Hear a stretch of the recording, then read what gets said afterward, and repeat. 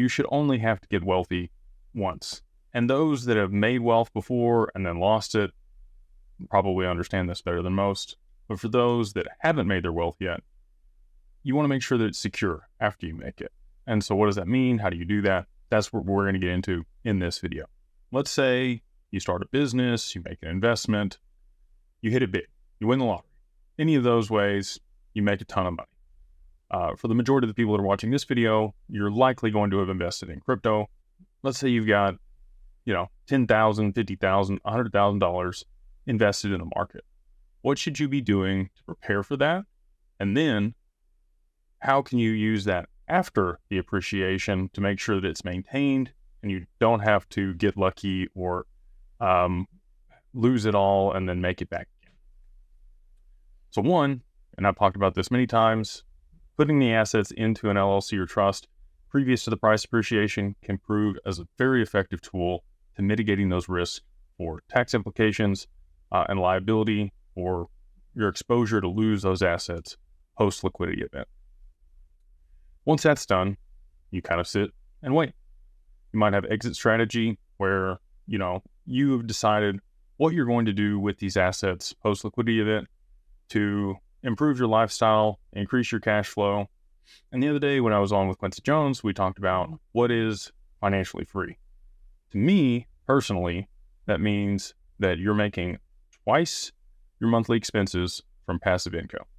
Now, if you haven't ever done this exercise before, I would encourage you to do it. Write down all the things that you want in your dream lifestyle. That could be the nice car, the nice house, vacations. You want to set up college funds for your kids. Dream big. Write all those things down. Figure out what the monthly cost for those things would be. And then figure out a plan in order to use the assets that you have invested in to produce that income. There might be staking associated with your asset that you could reduce income with. You might have to take profits and put it into another traditional investment and diversify in order to create that cash flow. But that's what you need to have in mind going into this bull run. Now, so you've got your assets in the LLC. We see some significant price appreciation. Do you have exchanges set up where you can cash that out if it's part of your exit strategy? Are those accounts in your LLC's name? Do you have bank accounts associated with the LLC that you can take those profits to, or the trust if you've gone that route? Again, all things that you hopefully have set up over the past year. I've had a lot of talks about that. If you haven't done those things, reach out to us and our team. We're happy to provide you with documentation around how to go about doing all of those things. So you've taken profits. You've decided, I need $50,000 a month in passive income from something in order to live my dream lifestyle and be financially free under the definition that I've proposed here. So you have $25,000 a month in expenses, which seems like a lot for some people, but if it's your dream lifestyle, like I said, dream big. You may only need $10,000 a month in passive income. And that's much more achievable, right? You could get into a multifamily property. You don't even have to buy all of it. You could get into a syndication.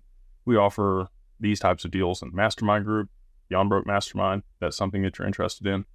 But you want to find somebody that's running deals, that's competent, that understands whatever they're investing in. Again, this is probably some research that you should be doing before the liquidity event. Education is probably one of the biggest things that you should have in place previous to getting rich so that you only have to get wealthy once. Those that don't have the knowledge base or the resources or the professionals around them previous to the liquidity event, they're probably going to be in a position like most lottery winners. I hate to say it, but there was a lot of people in 20 and 21 that made a ton of money in crypto. And where are they now? The Lambos, the nice houses, all those things. If your money runs out and it's not producing more money for you, then it's finite. There's a fixed supply of it, and eventually you will run out of it, unless you put it in places where it's going to generate more income for you and also grow in value. So that's the premise of it. Now, I've talked about this before. Crypto is just the vertical. We're going to look at that like the trunk of a tree, okay? And if you're invested there, hopefully you have a deep understanding and competency within that space, and you might continue to invest in that space. That might be your core vehicle for how you implement your money and make investments in the future. But at the top of the tree, you have all these branches, right? And that is diversifying your portfolio across multiple sectors of the economy and multiple verticals to hedge against, potential volatility in crypto for one.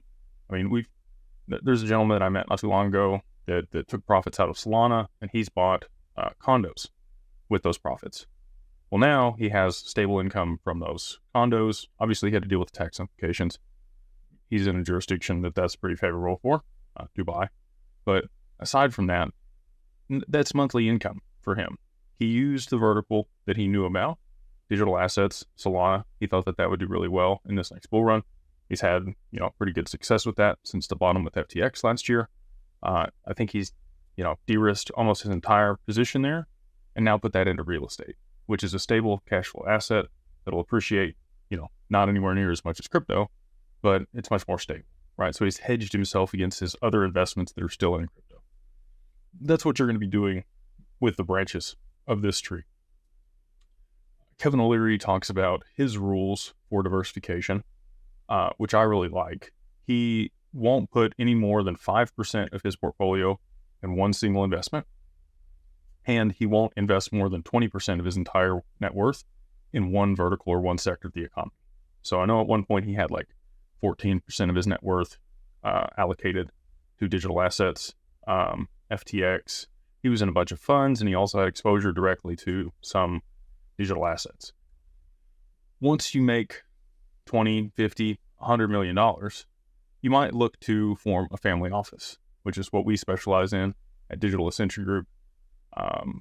We help people that make a ton of money in digital assets fortify their estate, CPAs, wealth manager, estate planner, accountants, funds and foundations, all of the professionals across the U.S. that are proficient with digital assets, we have under the scope of our business.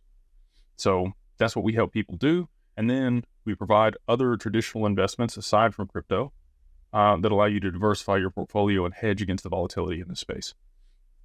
And there's lots of tools when it comes to that. I know Coach JB is a big advocate of life insurance. That's definitely one of our core competencies and one of the tools that we leverage on a regular basis.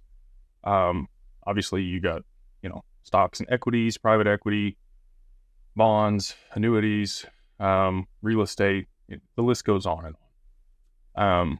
But a lot of people that we work with that made their money in digital assets, again, their core competency is crypto, and they continue to have the majority of their net worth in the space because they feel that it's got the most asymmetric bet in comparison to what they understand in other sectors. And that'll likely be, again, the majority of people that watch this video, probably your core competency as well.